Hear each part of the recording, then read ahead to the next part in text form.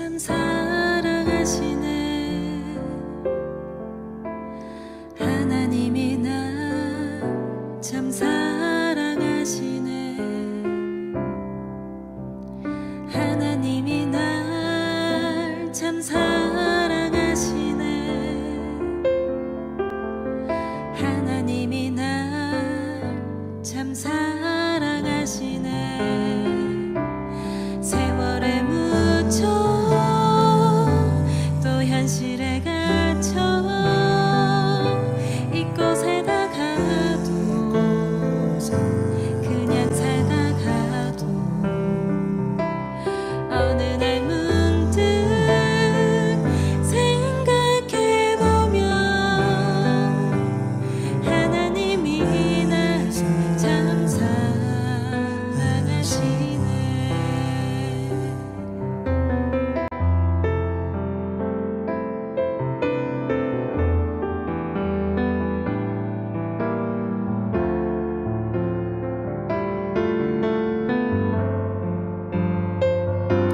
세월에 묻혀 또 현실에 갇혀 이곳에다 가도 그냥 살다가도 어느 날 문득 생각해보면 하나님이 날 참 사랑하시네.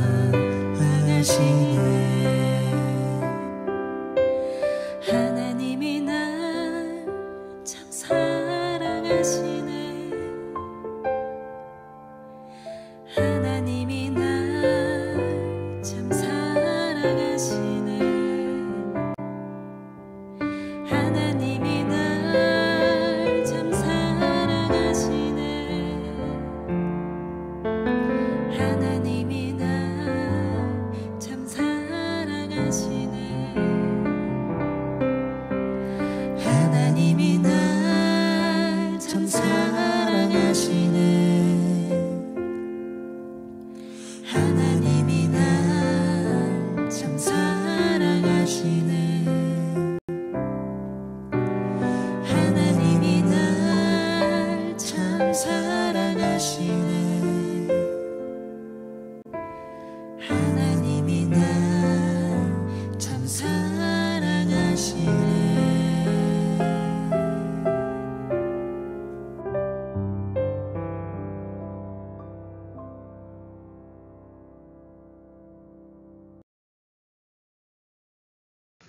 감사합니다. 2014년 9월 29일 사랑하는 주님의 자녀들에게 주시는 말씀은 성령을 따라 행하자입니다. 성경 말씀은 갈라디아서 5장 16절에서 17절 말씀입니다. 내가 이르노니 너희는 성령을 따라 행하라. 그리하면 육체의 욕심을 이루지 아니하리라.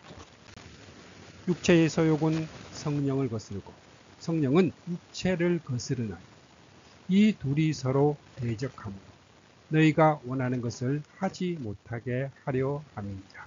아멘. 갈라디아서 5장 16절에서 17절 말씀입니다. 성령을 따라 행하라. 성령의 열매는 합니다. 성령을 강조하고 있는 것은 전반부에서 그토록 단호하게 거부한 의문에 얽매여 산 삶, 율법 아래 있는 삶과 상반된 삶이 성령을 따라 행하는 삶이기 때문입니다. 그리스도인들은 혼자의 몸이 아닙니다. 여러분의 몸은 하나님께서 여러분에게 주신 성령의 집이며 성령께서 여러분 안에 살고 계신다는 것을 아직도 모르십니까? 여러분의 몸은 여러분의 것이 아닙니다 하신 성령을 모신 자들입니다. 그러므로 성령을 따라 행하는 삶은 사랑으로 종로를 타는 삶입니다. 성령을 모신 성도들 몸에는 죄성이 남아있습니다. 육체의 소욕과 성령의 소욕이 서로 대적하고 있다 말씀합니다. 그가 육체의 소욕대로 행하느냐, 성령의 소욕대로 따라 행하느냐의 여부는 육체의 일이냐, 성령의 열매냐를 보아 알 수가 있다고 말씀합니다. 첫째, 사랑으로 종노릇 하라 하십니다. 갈라디아서 5장 13절 말씀입니다. 형제들아, 너희가 자유를 위하여 부르심을 입었으나 그러나 그 자유로 육체의 기회를 삼지 말고 오직 사랑으로 서로 종노릇하라. 갈라디아서 5장 1절에서 다시는 종의 멍에를 매지 말라 하고 13절에서는 사랑으로 서로 종노릇하라 합니다. 이 두 절의 말씀을 다시 한번 묵상해 봅니다. 1절은 종의 멍에를 매지 말라. 멍에라고 말씀합니다. 종의 멍에. 종의 멍에는 율법입니다. 바울은 다시는 율법의 멍에를 매지 말라 말하고 있는 것입니다. 그런데 13절에서는 사랑으로 서로 종노릇 하라 말씀하고 있습니다. 멍에가 사랑으로 바꾸어졌습니다. 그러니까 바울은 사랑의 멍에를 메고 종노릇 하라 말씀하고 있습니다. 율법이라는 이 멍에를 맨다는 것은 노예와 같은 삶입니다. 그러나 사랑의 종이 된다는 것은 노예가 아니라 사랑받는 자녀의 신분으로 섬기는 것을 뜻합니다. 돌아온 탕자가 아버지를 섬긴 것은 품꾼으로서가 아니라 아들의 신분으로 사랑의 종노릇을 하는 것입니다. 같은 일을 해도 종이 하는 것은 멍에가 되지만 자녀가 하는 것은 사랑이 되는 것입니다. 호세아 선지자를 통해서도 인정의 끈과 사랑의 띠로 그들을 묶어서 업고 다녔습니다. 그들의 목에서 멍에를 벗기고 가슴을 헤쳐 젖을 울렸습니다. 이는 애굽 바로의 노예에서 구속하여 하나님의 백성으로 삼아 주셨음을 가리키는 말씀입니다. 그러면 언제까지 사랑의 종노릇을 해야 할까요? 갈라디아서 4장 2절에는 그 아버지의 정한 때까지 라는 말씀이 있습니다. 주님은 아버지의 정하신 때에 그때에 초림하셨습니다. 재림도 때가 찬 경륜 가운데 다시 오실 것입니다. 우리가 지금 하나님의 자녀예요. 유업을 이을 자이지만 주님께서 다시 오시는 날까지는 사랑으로 서로 종노릇해야 하는 기간입니다. 주님은 말씀하십니다. 그는 떠나기 앞서 여러 명의 종을 불러 각각 한 문화씩을 주면서 자기가 없는 동안 그것을 가지고 장사를 해보라고 하였습니다. 여기서 한 문화는 100드라크마로 노동자가 100일 동안 일해야 벌 수 있는 금입니다. 아마 1000만원에서 1500만원 정도일 겁니다. 13절 말씀에 형제들아 너희가 자유를 위하여 부르심을 입었으나 합니다. 부르심을 받은 자임을 말씀합니다. 사도 바울은 부르심에 남다른 간격이 있는 사람입니다.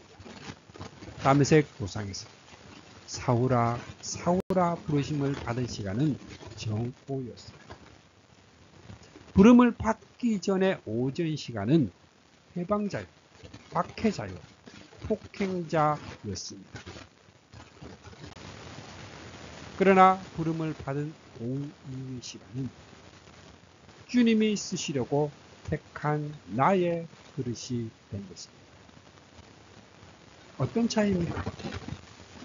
자신의 노력으로 율법의 행위로 흠이 없는 줄 알았을 때는 남을 판단하고 괴롭히는 배방자요, 박해자요, 폭행자였습니다. 은혜로 부르심을 입은 후로는 사랑의 종이 된 자입니다.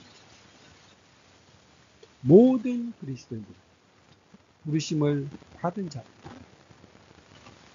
부르시지 않았는데 자원하여 그리스도인이 될 수 있는 자는 한 사람도 없습니다. 자유를 위하여 부르심을 입었으나 합니다. 그런데 갈라디아서 1장 6절에서는 그리스도의 은혜로 너희를 부르셨다 말씀했습니다. 자, 그렇다면 자유와 은혜는 어떤 관계가 있을까요? 자유한 자는 의롭다함을 얻은 자뿐입니다. 그리고 모든 은혜의 핵심은 의롭다고 여겨주시는 것을 명심하시기를 바랍니다. 하나님께서는 우리를 택하시고 부르시고 의롭다고 여겨주심 등이 전적으로 무가치한 자들에게 주시는 은혜입니다. 그러므로 자유와 은혜는 동전 앞뒤와 같은 말씀. 진노를 받아 마땅한 죄인이었기에 은혜로 부르시고 결박을 당하여 갇혀있는 사형수와 같았기에 자유를 위하여 부르심을 입었다 말씀입니다. 그러나 그 자유, 육체의 기회를 삼지 말고 방종하지 말고 오직 사랑으로 서로 종노릇하라 권면합니다. 서로 종노릇하라. 서로가 중요합니다. 사도 베드로도 무엇보다 먼저 서로 깊이 사랑하십시오. 서로 대접해 주십시오. 서로 봉사하라 말씀합니다. 서로 종노릇하는 것이 사랑의 공동체인 교회입니다. 한쪽만 종노릇하려고 한다면 거기에는 희생이 따르게 됩니다. 거기에는 고통이 있습니다.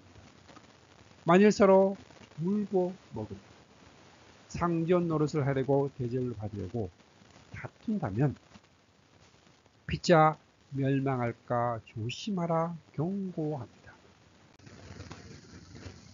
서로 종노릇하라 하심은 이웃과의 사람들과의 관계성을 말씀합니다.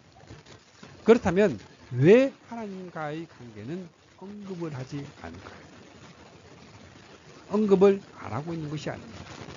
갈라디아서 1장에서 4장까지는 순전히 하나님과의 관계를 말씀하였습니다. 율법을 행함으로 하나님께 받아들여짐을 받을 수가 있는 것이 아니라 예수 그리스도의 구속을 믿음으로 의롭다함을 얻어 하나님과 화목하게 되고 자녀가 되고 유업을 이을 자가 되었다 역설했던 것입니다. 사람은 누구나 두 가지의 관계 속에서 살아가고 있습니다. 그 중에 하나님과의 관계가 먼저, 최고 먼저입니다. 서로 종노릇하는 삶을 살아갈 수 있는 사람은 하나님과의 관계가 사랑의 관계로 회복이 된 사람뿐임을 명심해야 합니다. 14절 말씀에 온 율법은 내 이웃 사랑하기를 내 자신같이 하라 하신 이 한 말씀에서 이루어졌나요? 왜 바울은 온 율법은 하고 율법을 거론하고 있는 것은 우리를 율법 아래로 이끄는 말씀이 아니다. 그러므로 사랑은 율법의 완성. 바로 그런 의미입니다. 유대주의자들은 이방인들이 율법을 지켜야 구원을 얻을 수가 있다 주장을 했습니다. 바울은 사랑으로 서로 종노릇하는 그리스도인들은 율법을 폐하는 자들이 아니라 완성을 시키고 있는 것이라 말씀하고 있습니다. 주님께서는 이제 내가 너희에게 새 계명을 준다. 내가 너희를 사랑한 것 같이 서로 사랑하라 말씀하셨습니다. 내가 너희를 사랑한 것 같이. 주님의 사랑은 친구를 위하여 목숨을 버리는 것으로 나타나고 있습니다. 그래서 새 계명이 된 것입니다. 하나님의 자녀요, 후사요, 상속자요, 유업을 이을 자들이 지켜야 할 법은 오직 사랑. 이 사랑 한 가지 뿐입니다. 자, 오해하시는 분들을 위해 오직 사랑뿐이라는 것은 무율법주의자와 같은 그런 말이 아닙니다.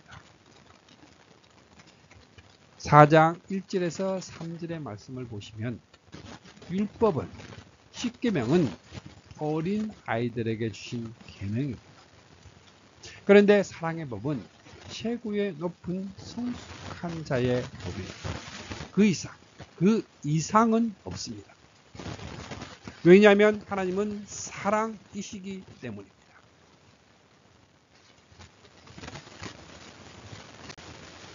성경은 말씀합니다. 그리스도께서 우리를 위해 죽으심으로써 사랑의 본을 보여주셨고 우리는 진정한 사랑이 무엇인가를 알게 되었습니다. 그러므로 우리도 믿음의 형제들을 위해 생명을 바쳐야 합니다. 이것보다 우위에 있는 법은 없습니다. 그러므로 간음하지 말아라, 살인하지 말아라, 도둑질하지 말아라, 탐내지 말아라 하는 계명과 그 밖에 다른 계명이 있을지라도 모든 계명은 내 이웃을 내 자신과 같이 사랑하여라 하는 이 말씀에 요약이 되어 있습니다.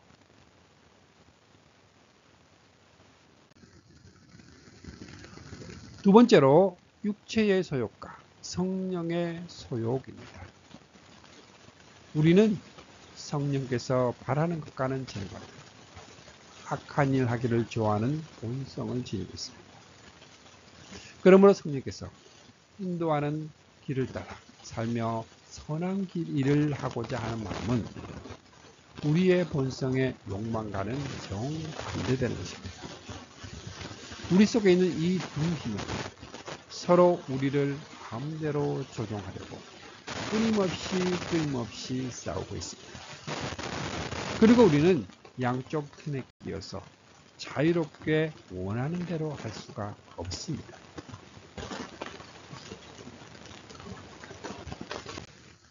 바울은 지금 너희가 자유를 위하여 부르심을 입었으나 그러나 그 자유로 육체의 기회를 삼지 말고 오직 사랑으로 서로 종노릇하라는 이 말씀을 구체화하고 있는 것입니다.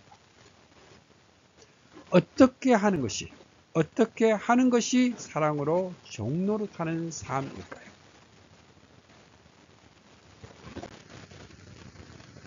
16절 말씀에 너희는 성령을 따라 행하라. 이렇게 말씀하면 많은 성도님들은 성령을 따라 행하기를 원한다 할 것입니다. 그러면서도 정작 성령의 소욕보다는 육체의 소욕대로 행할 때가 더 많은 것입니다. 크고 작은 일을 만날 때마다 성령의 인도를 구하고 있습니다. 이것은 잘하는 일입니다. 그런데 우리가 확실함에 구하는 것은 성령께서는 우리가 거듭나는 우리 속에 내주하신 그 순간부터 우리를 인도해주고 계시기 때문입니다. 시편 기자는 하나님은 옛적부터 나의 왕이십니다. 이 땅에서 구원을 이루신 분이십니다. 고백을 하고 있습니다. 성령께서는 옛적부터 우리를 구원하여 주신 그 순간부터 인도를 해주셨고 출애굽 당시 강야에 들어서자 낮에는 불기둥, 밤에는 불기둥이 그들을 인도해 주셨습니다. 문제는 성령께서 인도해 주시지 않는데 있는 것이 아니라 성령의 인도하심을 따라 행하지 않는데 있는 것입니다. 성령의 인도를 구하면서도 성령을 따라 행하지 않는 것일까요?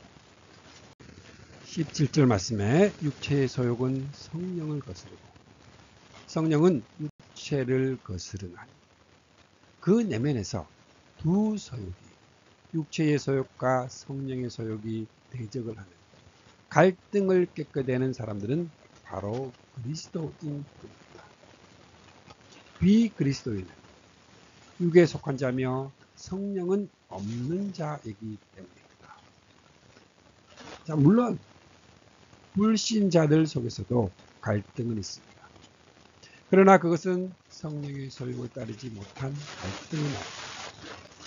그러므로 성도들의 갈등은 더욱 클 수밖에 없습니다. 그렇다면 성령으로 거듭났음에도 왜 우리 속에는 육체의 소욕이 남아 있을까요? 사도 바울은 우리의 몸을 죄의 몸, 죽을 몸이라 정의합니다. 우리가 입고 있는 몸에는 타락한 본성인 죄의 뿌리가 남아 있습니다. 그러므로 우리 몸의 구속, 영화되기까지는 육체의 소욕과 성령의 소욕이 성도들 속에는 공존하고 있습니다. 그러므로 두 소욕이 서로 대적하는 갈등 속에 살아가게 되는 것입니다. 이럴 경우 성도님들은 어느 편을 따르게 될까요? 여러분은 그 맑고 악한 옛사람을 뽑아 던지십시오. 여러분은 그 낡고 악한 옛사람이야말로 유욕과 속임수로 가득 찼어 속속들이 다 썩어버린 지난날 여러분의 자아상입니다. 옛사람에 젖어 있어서 육체의 소욕을 따르는 경향이 많은 것입니다.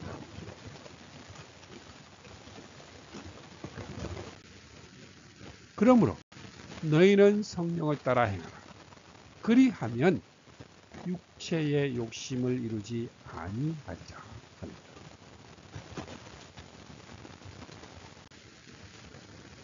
성령의 소욕대로 행할 수 있는 방법은 그대의 시간과 힘을 영적인 성장을 훈련하는 데 사용하십시오. 훈련이 필요하다 말씀합니다. 그리고 영적인 성장 훈련은 소욕이라는 말에서 볼 수 있듯이 마음과 이 생각이 무엇에 의하여 지배를 받고 있느냐. 바로 여기에 결정적인 비결이 있는 것입니다. 그렇다면 어떻게 하면 마음과 생각이 성령에 의하여 지배를 받고 살 수 있을까요? 옛 언약은 돌비에 기록이 되었으나 새 언약은 이것입니다. 나는 내 율법을 그들의 생각에 넣어주고 그들의 마음에다가 새겨줍니다. 그리하여 나는 그들의 하나님이 되고 그들은 내 백성이 될 것입니다. 돌비가 아닙니다. 들고 다니는 성경에 기록된 것만으로는 부족합니다. 새 언약의 말씀을 성령으로 마음과 생각에 기록하겠다는 것입니다. 사람의 행동은 마음과 생각에서 나옵니다. 그런데 이것이 저절로 되어지는 것이 아닙니다.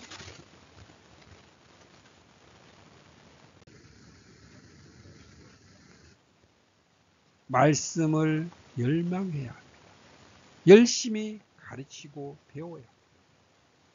그리하여 그리스도의 말씀, 여러분의 삶을 풍부하게 하도록 하십시오.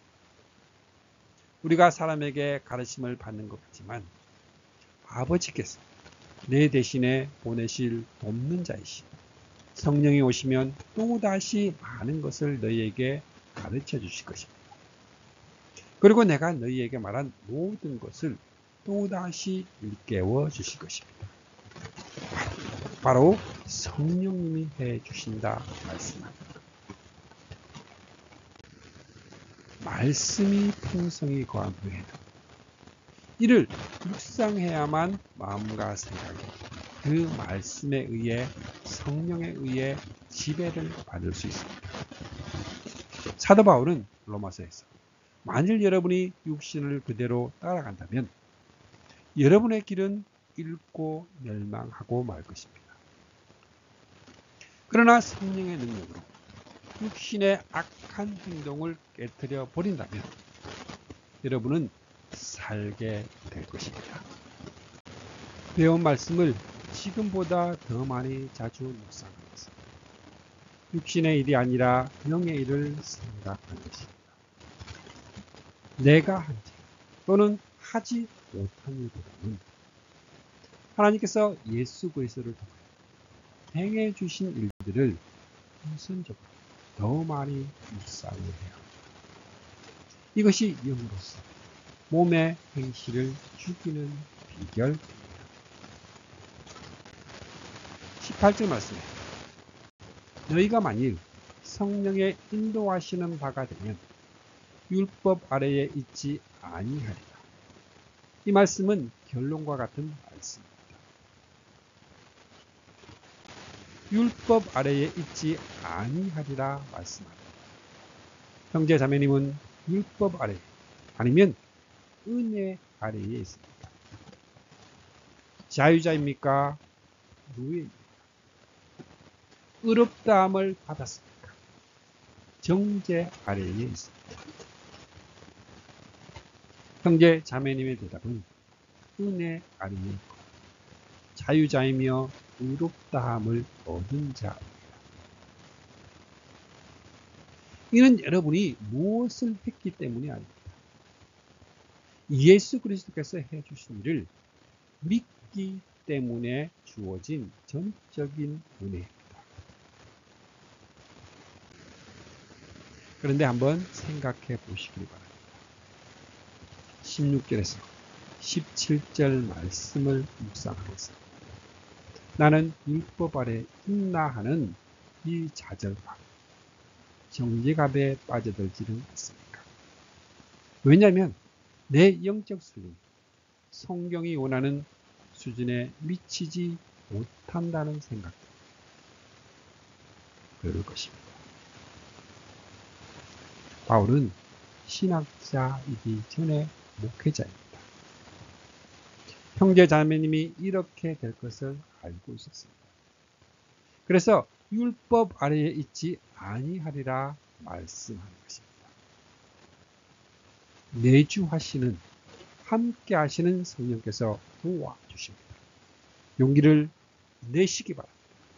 여러분은 결코 율법 아래에 있지 않습니다.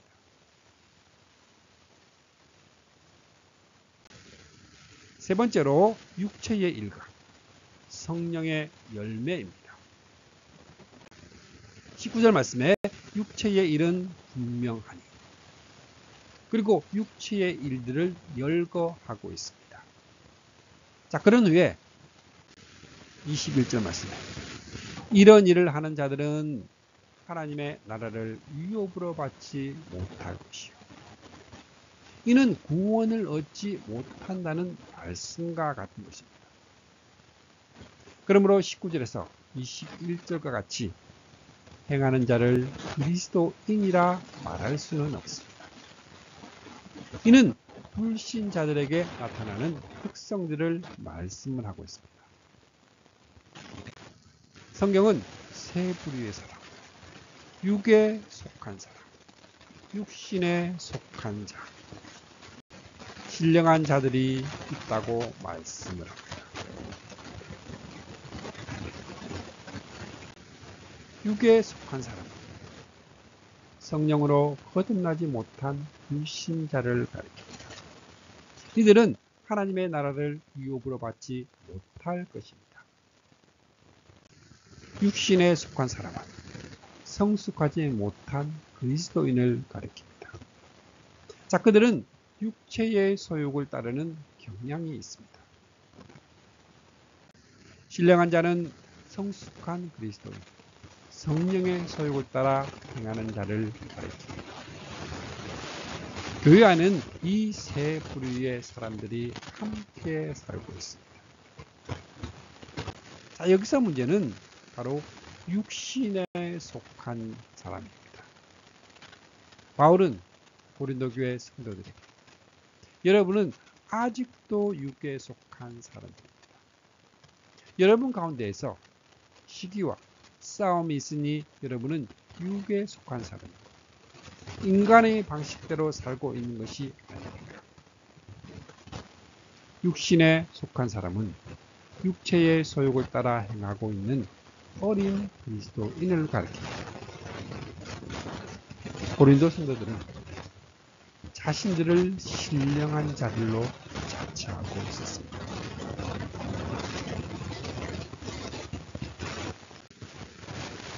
여러분은 생각 외로 육신에 속한 자가 교회 구성원의 다수를 이루고 있을 수 있습니다.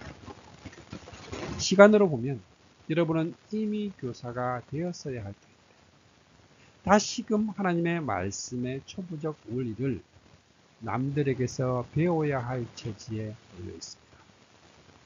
여러분은 단단한 음식물이 아니라 젖을 필요로 하는 사람이 되었습니다. 이를 치유하는 방법은 갓난 아이들같이 순수하고 신령한 젖을 그리워하십시오. 여러분은 그것을 먹고 자라서 구원에 이르러야 합니다. 신령한 젖으로 시작을 하여 단단한 식물에 이르기까지 가르쳐 지키게 하는 방법 위에 다른 지름길은 없습니다. 오직 성령의 사랑과 희락과 화평과 오래 참음과 자비와 양성과 충성과 온유와 절제 이 같은 것을 금지할 법이 없느니라. 이것을 성령의 열매. 이는 육체의 본성이 계산하는 것이 아니라 성령께서 이루게 하신 열매입니다. 여기에서 육체의 일과 성령의 열매의 차이를 말씀합니다. 성령의 열매는 성령을 따라 행한 결실들입니다. 그런데 육체의 일은 육체의 소욕에 이끌려서 행한 결과들을 가리킵니다. 육체의 소욕의 결과는 불신자들은 말할 것도 없고 신자들에게도 나타납니다. 권세, 명예욕 등에 이끌려 엄청난 성취와 성과를 가져올 수가 있습니다. 그러나 그런 것들은 육체의 일에 불과합니다. 왜 열매라 하지 않고 일이라 구별해서 말씀하고 있는 것입니다. 하나님께 인정을 받지 못한 것들이기 때문입니다. 여러분은 내가 하고 있는 일이 부질없는 육체의 일일까? 성령의 열매일까? 마음의 질문을 해보시길 바랍니다. 그리스도 예수님의 사람들은 육체와 함께 그 정욕과 탐심을 십자가에 못 박았습니다. 그리스도 예수님의 사람들은 육체와 함께 그 정욕과 탐심을 십자가에 못 박은 사람들이라 말씀합니다. 이는 2장 20절에서 내가 그리스도와 함께 십자가에 못 박혔나니 하고 말씀한 연합교리를 가리키는 것이 아닙니다. 왜냐하면 연합교리는 아담 안에 있던 나, 우리의 옛사람이 죽고 그리스도 안에서 새 사람으로 태어난 것을 말씀합니다. 본문에서는 육체와 함께 그 정욕과 탐심을 십자가에 못 박았다 말씀하고 있습니다. 다시 말하면 육체의 소욕을 못 박으라는 말씀입니다. 이는 우리가 결단해야 할 성화의 삶을 의미하는 것입니다. 자, 한 가지 유념해야 할 점은 십자가에 못 박으라고 말씀하는 것은 죄의 근성이지 나 자신은 이 점을 로마서 6장에서는 여러분은 육신의 한 부분이라도 죄에 내맡겨 악의 도구가 되게 하지 말고 죽은 자 가운데서 살아난 자처럼 여러분을 전부 하나님께 드려 의로운 일에 쓰일 도구가 되게 하여 자신과 지체를 구별해서 말씀을 합니다. 찬양 한 곡 듣겠습니다. 찬양 오직 십자가.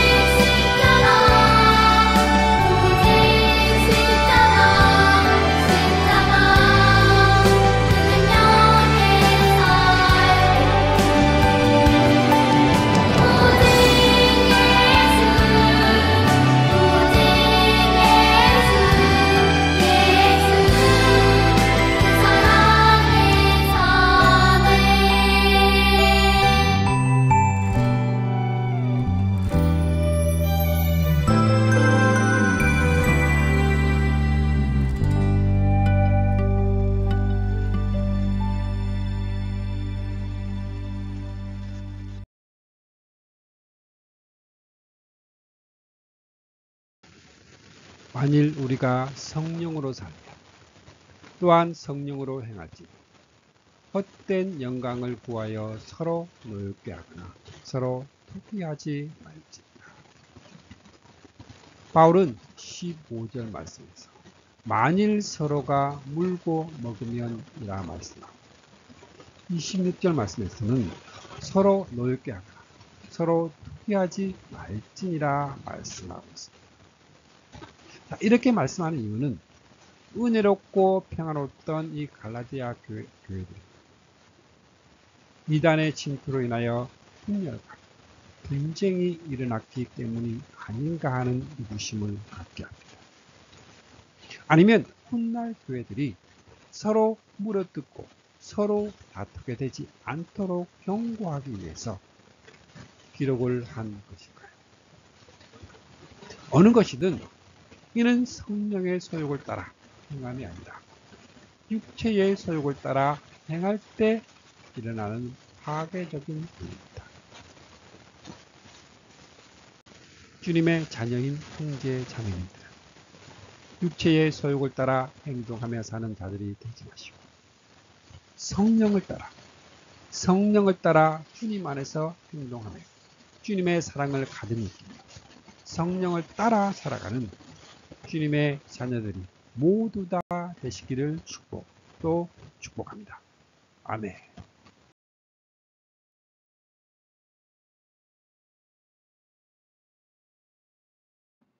축복합니다. 지금은 우리를 구원해 주신 주 예수 그리스도의 은혜와 하나님 아버지의 거룩하신 사랑과 날마다 우리를 승리하게 하시는 성령님의 역사가 오늘 함께한 주님의 백성들에게 영원토록 함께 있기를 주님의 이름으로 축복합니다. 아멘. 주님의 사랑을 느끼며 사는 주감사교회 성도, 주님과 기쁨의 삶을 사는 주님의 자녀들이 되시기를 바랍니다.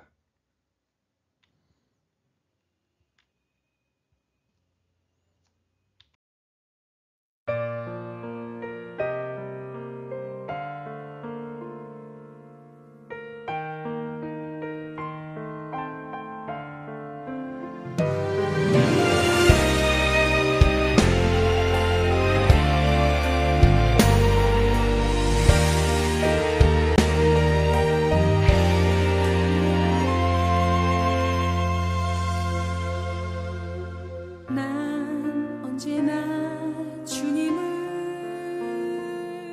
간절히 원하네.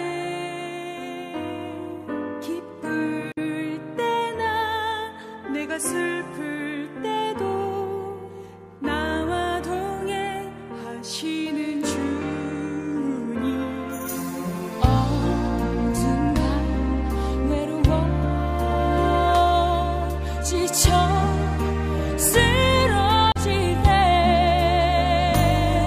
위로 주신 그 사랑 놀라워. 내 안에 있는 그를 나는 믿네. 언제나 내 안에 주님을 노래하며 따라가리. 놀라운 그 사랑 내 안에 영원함을 나는 믿네.